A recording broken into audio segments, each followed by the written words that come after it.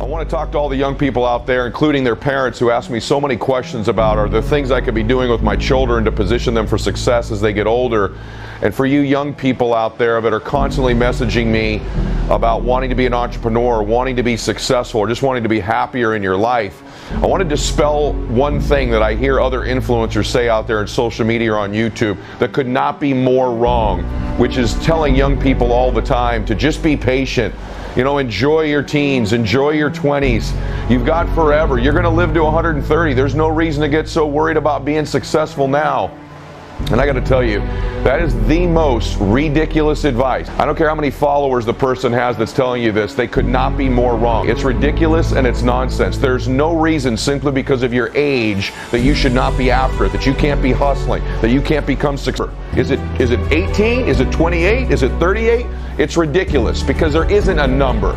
If you've got the desire to win, if you want to be somebody, if you want to make your dreams come true, I don't care if you're 12 years old or 82 years old, your age is irrelevant. It's a form of ageism to tell a young person, just be patient.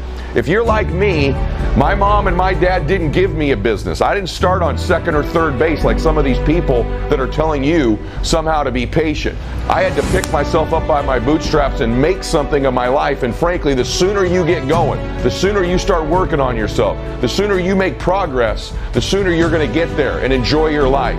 And so don't listen to that crap. Think about this. When I was in my 20s, I made 6 figures early in my 20s. By the time I was 30, I was making 7 figures. By the time I was 40, I was earning an 8-figure income. What if somebody had told me, cool it, be patient, don't worry about it? My entire life would be different. I wouldn't be looking at the ocean, living oceanfront now, or flying on my jet, or taking care of my parents, or having multiple homes, living on the lake, having multiple boats, multiple cars, whatever the material things are, donating to the charities that I want. And I listen to that absurd, ridiculous, stupid advice. So please don't listen to those people who tell you that. They have good intentions. They're talking about not putting pressure on yourself. You've got all kinds of time. The truth is, a little pressure is probably pretty good for you. Think about this. Steve Jobs was in his 20s and teens when he started. You talk any entrepreneur that's out there today that you know pretty well, most of them started young. There's thousands of entrepreneurs. In fact, the list of billionaires in the country gets younger every single year, as do the millionaires. You want to know why? Because of these things right here. Technology, your phone, your iPad, social media allows people at any age to win, including preteen and teenagers. And so please, parents, don't hold your kids back if they want to grow. Now that we can get rid of that myth, what should I be working on? Well, the first thing is this. I think you need to start to read books on persuasion and influence. And when you're watching social media or YouTube or listening to audio, somebody like myself, study their style, study how they roll their words out, their vocabulary. Begin to model them and then modify to your style. Model and modify.